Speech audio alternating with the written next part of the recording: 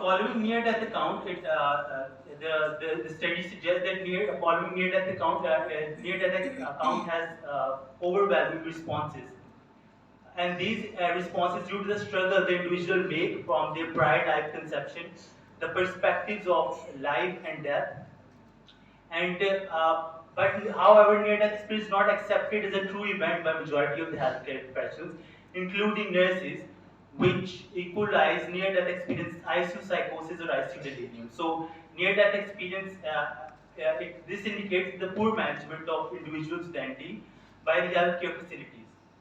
Um, Being a critical care nurse, I have come across patients regaining near-death experience, and I remember one of the patients whom I resuscitated, and the patient came back, and the patient behaved differently from the way prior to his cardiac arrest. So when I had my concept analysis, my master's first semester, I got with an insight that might the patient have had a suspicion of a near-death account, which gave me an incentive or initiative to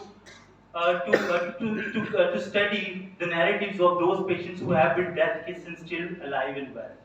So the study was to inquire about the management of near-death experience by understanding the narratives of persons who experience ND and nursing personnel who cared for these individuals.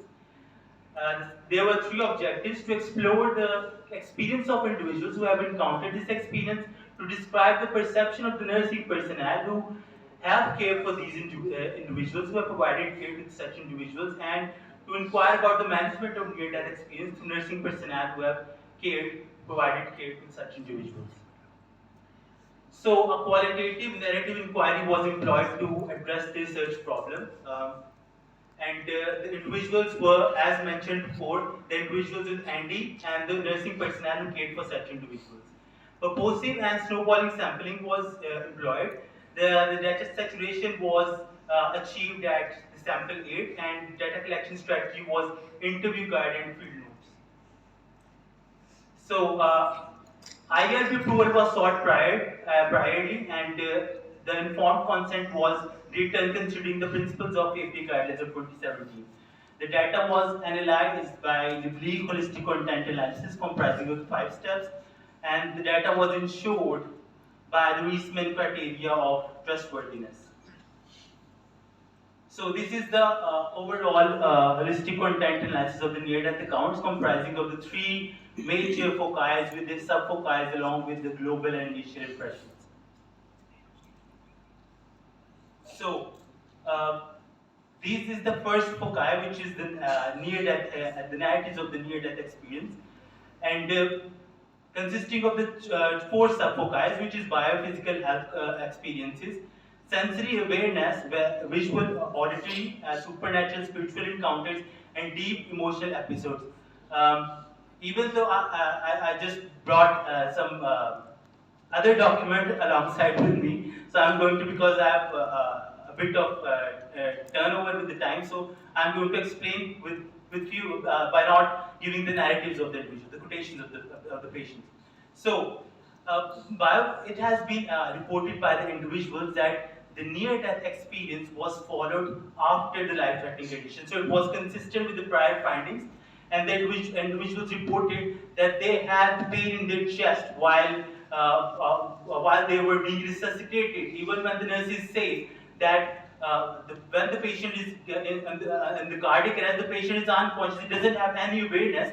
But the participants, this reported that even during the cardiac arrest, they had the sensation of pain while they were being resuscitated. So, in the sensory awareness, the individuals had visual and auditory features. With the visual features, the individuals had a vision of light. They had flashback of their life events, and they had as a vision of a funeral procession. In auditory features, the individual received the declaration of their own deaths. They had acoustic understanding of the crying sounds, the melodies, and the voices from the physical world.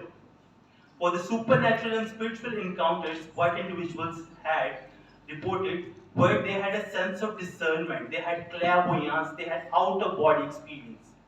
For the spiritual encounters, the individual met with their deceased relatives. They had spiritual encounters with the angels. And now, when the participants they encountered a near-death experience, they had this deep psychological emotional episodes. They reported that they had a sense of shock, depression, fear, and apprehension. As one of the individuals states, and I quote, "In remembering those features, I used to be silent most of the time. I was in depression," unquote. Now, these individuals shared their near-death accounts with the medical authority, and which leads us to the second foci, which is overt health professional justification, contrary to covert participants' beliefs.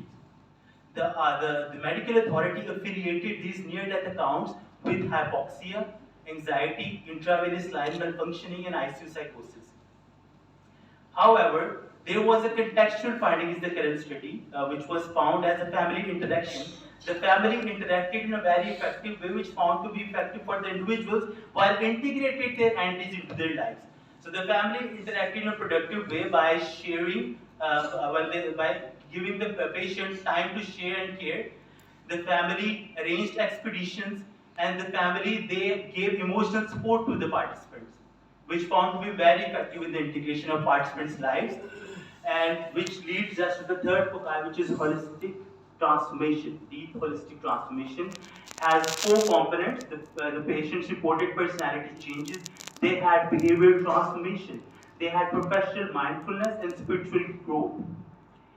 And as the nursing participants were also in the study, so not only the patient participant transformed spiritually and professionally, the nursing participants as well found themselves in a very productive manner, spiritually as well as professionally. As one of the nursing participants states, and I quote, "There is a need of training in the management of near-to-die patients," unquote. So, this pictorial was evolved from the current study findings as a journey from sharing ND towards receiving care to manage ND. So, the patient is going to be exposed to a traumatic event, and if this event might be of any sort, it would be a post-resuscitation period, it would be a prolonged CPR recovery, prolonged comatose recovery. The nurses need to provide patient with an environment that is conducive for the patient to share his or her experience if there is any suspicion of it. So, once the experience is shared, the nurse, he or she is going to care for ND experience. The nurse need to acknowledge the normalization of near-death phenomenon. The nurse need to address the patient's fear, the distress. The nurse need to the patient, listen to the patient really carefully, therapeutically, and counsel the patient. The nurse can also involve family and significant others in order to integrate the near-death experience into the patient's life. And this will not only transform the patient himself or herself, but the nurse as well, which will help in the deep holistic transformation of both the individuals. So, in clinical practice, clinical managers they need to conduct or introduce the nursing personnel with the ND-related education conferences. The nursing personnel can open a conversation with the patient who is suspected of ND by asking a simple question: "Do you remember anything while you were unconscious?"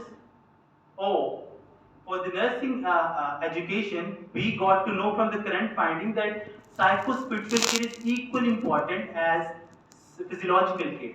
So nursing students need to have clinical rotation in ICU settings where ICU nurses can share their real ND cases. The nurses students can also be familiarized with the terminologies related to near-death experience, like deathbed phenomenon, shared deathbed visions. Nursing students can also be introduced to ND-related books into their curricula for better understanding of the phenomenon. In research, there is a further advancement of ND-related research studies for the contextual management of the ND, for the ND contextual scales, the guidelines, and the strategic implementations of near-death experience. So, to the best of the researcher's knowledge, the study contributed to the body of knowledge regarding near-death studies. The study explored the narratives of near-death accounts from the lenses of both the patient participants and the nursing participants. However, the exclusion of near-death accounts of those individuals without life-threatening conditions was one of the limitations, along with the reports of the female participants only, as the rejection was faced by the primary researcher by 3 male count participants who have who were eligible for the NT accounts. And the participants were healthcare providers, both the nursing and the patient. So, from the current study, it has been revealed that near-death experience is a distressing experience following a life-threatening condition, and nurses need to be aware and capacitated to manage such experiences with appropriate interactions. So, I would like to acknowledge my supervisory team. I would like to offer my gratitude to Madam Yasmin, Madam Raisa for providing me the opportunity to share my work with you, the potential nursing caregivers. So, thank you so much.